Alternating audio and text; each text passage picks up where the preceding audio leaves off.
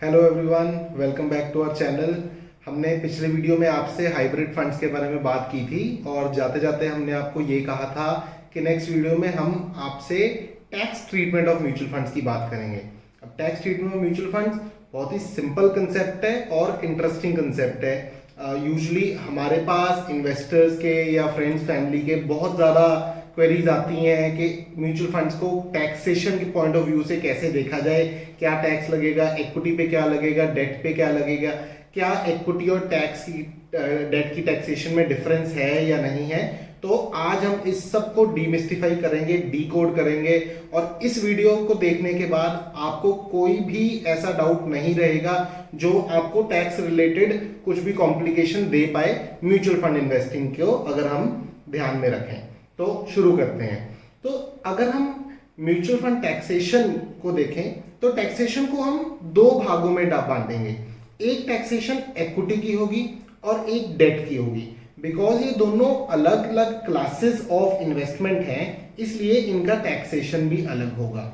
और इसमें भी हम इसको आगे फर्दर दो दो कैटेगरीज में बांटेंगे, इक्विटी में दो और डेट में दो। वो कैटेगरीज सेम रहेंगी। वो कैटेगरीज हैं शॉर्ट टर्म कैपिटल गेन और लॉन्ग टर्म कैपिटल गेन। अब जो भी प्रॉफिट आपको म्यूचुअल फंड में होता है उसको कैपिटल गेन बोला जाता है। कैपिटल गेन मतलब सिंपली आपकी कैपिटल पे जो भी इजाफा हुआ, that is known as capital gain. ठीक है, तो हम इक्विटी म्यूचुअल फंड्स की टैक्सेशन के बारे में पहले बात करते हैं। इक्विटी म्यूचुअल फंड सिंपली वो वाले फंड्स होते हैं जिसमें 65% पैसा कम से कम शेयर्स या शेयर रिलेटेड इंस्ट्रूमेंट्स में डाला जाता है। इसकी टैक्सेशन की बात करें तो शॉर्ट टर्म कैपिटल गेन इसका कंसिडर होता है अगर आप इक्विटी म्यूचुअल फंड से पैसा एक साल या 365 दिन से पहले पैसा निकाल लें। जब वो आप पैसा निकाल लेते हैं 365 दिन से पहले या एक साल से पहले, जैसा भी हम कहें, तो उस प्रॉफिट पे जो आपको हुआ होता है 15% टैक्स लगता है irrespective of your income slab. Example लेते हैं, आपने 1 लाख रुपए लगाया, 1,20,000 रुपए आपने विड्रॉ कर लिया 8 महीने बाद। आप 30% टैक्स ब्रैकेट में हैं, उससे कोई मतलब नहीं है आप किस टैक्स ब्रैकेट में हैं। आपको 20,000 रुपए पे 15% टैक्स देना पड़ेगा और आपका इक्विटी का शॉर्ट टर्म कैपिटल गेन यहीं पे खत्म होता है। तो सिंपल, जो भी प्रॉफिट हुआ एक साल से पहले अगर आप विड्रॉ करते हैं तो 15% टैक्स लगेगा इररिस्पेक्टिव ऑफ इनकम स्लैब। अब हम इसमें बात करते हैं long term capital gain. Long term capital gain आपका तब आता है जब आपकी होल्डिंग एक साल से ज्यादा हो जाए और आप पैसा विड्रॉ करते हैं एक साल के बाद। तो चाहे वो 2 साल हो, चाहे वो 3 साल हो, चाहे वो 4 साल हो। आज से 2 साल पहले तक कभी भी इक्विटी म्यूचुअल फंड्स पे लॉन्ग टर्म कैपिटल गेन नहीं होता था। इसका मतलब क्या होता था कि आपने एक साल बाद पैसा विड्रॉ किया, आपका सारा पैसा टैक्स फ्री हो जाता था, आपको कोई टैक्स नहीं भरना पड़ता था। पर अब उसमें कुछ चेंजेस हो गए हैं। अब लॉन्ग टर्म कैपिटल गेन में 1 लाख रुपए तक का प्रॉफिट एक साल में एग्जेम्प्ट है। उसके अलावा जितना भी प्रॉफिट 1 लाख रुपए से ऊपर है उस पे आपको 10% टैक्स देना पड़ता है। फिर से एग्जांपल लेते हैं, आपने 10 लाख रुपए आज इन्वेस्ट किए, 2 साल बाद उस 10 लाख रुपए की वैल्यू है 20 लाख रुपए। एग्जांपल के तौर पे आप 2 साल बाद वो 20 लाख रुपए विड्रॉ करना चाहते हैं। तो अगर आप देखें, आपने 10 लाख प्रॉफिट कमाया, 10 लाख में से 1 लाख प्रॉफिट एग्जेम्प्ट है, तो 9 लाख प्रॉफिट जो होगा, 9 लाख पे आपको 10% प्लस सरचार्ज, तो ऑलमोस्ट 92,000 रुपीज टैक्स बनेगा उस प्रॉफिट पे आपको। अगर आप इसी पैसे को डिवाइड करते हैं कि अगर आप 2 साल बाद पहले फाइनेंशियल ईयर में सिर्फ 5 लाख रुपए विड्रॉ करते हैं, तो 5 लाख विड्रॉ किया, 5 लाख पे आपका 2.5 लाख रुपए इन्वेस्टेड वैल्यू थी और 2.5 लाख रुपए प्रॉफिट है। तो आपको 2.5 लाख में से 1 लाख रुपए एग्जेम्प्ट हो गया, 1.5 लाख रुपए पे आपको अराउंड 15,000 रुपए टैक्स पे करना पड़ेगा। आप अगले साल नेक्स्ट फाइनेंशियल ईयर में फिर 5 लाख रुपए विड्रॉ करते हैं तो फिर आपको सेम टैक्स ट्रीटमेंट लगेगा। तो इक्विटी में अगर आप लॉन्ग टर्म की बात करें तो 1 लाख रुपए तक का प्रॉफिट पर ईयर एग्जेम्प्ट है। उस पैसे को आप किसी तरह मर्जी विड्रॉ कर सकते हैं। एक साल में 1 लाख रुपए से ज्यादा की रिडेम्पशन, प्रॉफिटेबल रिडेम्पशन अगर आपने की तो उस पर 10% सिर्फ ऊपर वाले अमाउंट पे लगेगा। ये होगी इक्विटी टैक्सेशन। अब हम आते हैं डेट की टैक्सेशन पे। डेट की टैक्सेशन बहुत ही सिंपल है। डेट में फर्स्ट ऑफ ऑल अगर हम शॉर्ट टर्म या लॉन्ग टर्म की बात करें, जैसे इक्विटी में 1 साल था वो पीरियड, डेट में वो पीरियड 3 साल का है, तो 3 साल is considered short term, anything above 3 years is considered long term. Short term की बात करें, 3 साल से पहले अगर आपने पैसा विड्रॉ किया डेट में, तो जो भी प्रॉफिट होगा वो आपकी इनकम में ऐड हो जाएगा। आप 10% वाले हैं, आपको 10% टैक्स लग जाएगा। आप 20% वाले हैं, 20 लग जाएगा। 30% लग जाएंगे, 30% वाले हैं तो 30 लग जाएगा। इसमें कोई भी भेदभाव नहीं है। Simply whatever return, whatever interest you get from debt, it will be added in your income as it is. Long term की बात करें, लॉन्ग टर्म में सरकार आपको 2 ऑप्शंस देती है। एक होता है इंडेक्सेशन बेनिफिट के साथ, एक होता है इंडेक्सेशन बेनिफिट के बिना। थोड़ा समझते हैं कि इंडेक्सेशन बेनिफिट क्या होता है। अब गवर्नमेंट ये कहती है कि आप अगर डेट में इन्वेस्ट कर रहे हो तो आप इन्वेस्ट करें, बहुत अच्छी बात है। अगर आप पैसा वो 3 साल से ज्यादा रखते हो तो गवर्नमेंट कहती है हम आपको एक छूट देते हैं कि जो भी आपका पैसे की वैल्यू इन्फ्लेशन की वजह से कम हो गई है, उस पैसे पे आपको टैक्स नहीं देना पड़ेगा। एग्जाम्पल लेते हैं, सपोज कीजिए आपने एक डेट फंड में इन्वेस्ट किया 3 साल पहले।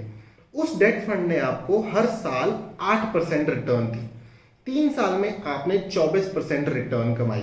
पर उन्हीं 3 साल में इन्फ्लेशन, जो गवर्नमेंट का इन्फ्लेशन डेटा हर साल रिलीज होता है, वो इंडेक्सेशन चार्ट होता है जिसके बेसिस पे हमें पता चल जाता है कि कितना इन्फ्लेशन इस साल का आया गवर्नमेंट रिकॉर्ड्स के हिसाब से। तो हम एग्जांपल लेते हैं कि शायद 4% इन्फ्लेशन आया 3 साल में, तो 3 साल में 4 4 4 12% इन्फ्लेशन आ गया, आपको रिटर्न आई 24%। तो गवर्नमेंट कहती है कि जी बिल्कुल आपको एब्सोल्यूट टर्म्स में 24% रिटर्न आई है, पर उसमें से 12% रुपए की वैल्यू, 12% पैसे की वैल्यू निल हो चुकी है, क्योंकि वो इन्फ्लेशन उस पैसे की वैल्यू खा गई।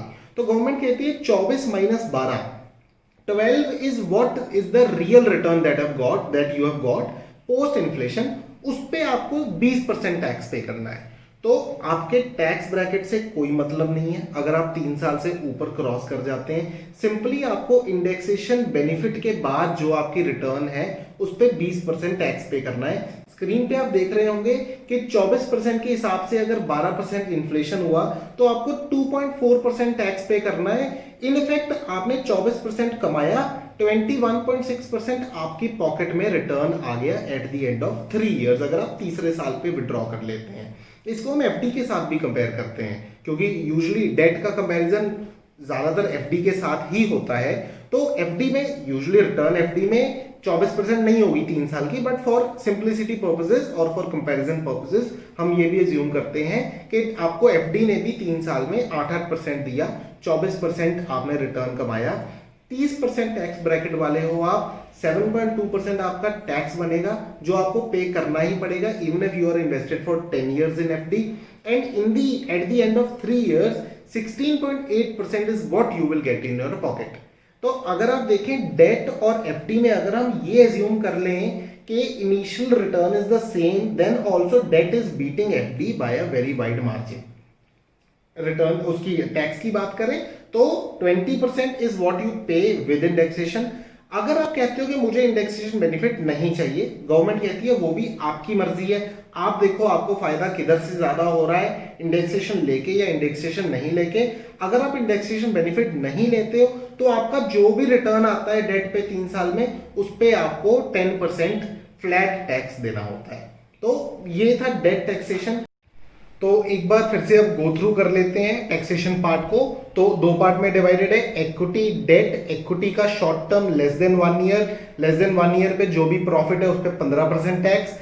इक्विटी का लॉन्ग टर्म है ग्रेटर देन 1 year में, एक फाइनेंशियल ईयर में 1 लाख रुपए से ऊपर अगर प्रॉफिट रिडीम किया है तो जो जितना भी 1 लाख रुपए से ऊपर का प्रॉफिट है उस पर 10% टैक्स। डेट की बात करते हैं, short term is less than 3 years, any profit any interest is added to your income, आप अपनी इनकम स्लैब के हिसाब से टैक्स पे करेंगे। और अगर लॉन्ग टर्म की बात करें, it is anything above 3 years, उसमें 2 ऑप्शंस है, with indexation without indexation. 20% with indexation tax पे करना है और 10% विदाउट इंडेक्सेशन पे करना है। तो अगर हम देखें ये ऑलमोस्ट सारा राउंड अप कर देता है अपना tax treatment of mutual funds को। आपको अगर कोई भी डाउट हो रहा है अभी भी अपनी कैलकुलेशन में, या आपको कोई भी कंफ्यूजन हो रही है, तो आप या तो नीचे कमेंट कर सकते हैं अपनी कंफ्यूजन, अपना डाउट, या फिर डिस्क्रिप्शन में ईमेल आईडी दिया हुआ है, मोबाइल नंबर दिया हुआ है, आप वहां पे हमें कांटेक्ट कर सकते हैं। लास्टली एक छोटी सी रिक्वेस्ट, वीडियो को लाइक करें, चैनल को सब्सक्राइब करें, वीडियो अपने फैमिली और फ्रेंड्स के साथ शेयर जरूर करें। हम आपके लिए और एक्साइटिंग और नॉलेजेबल कंटेंट अपलोड करते रहेंगे फ्यूचर में भी। Thank you.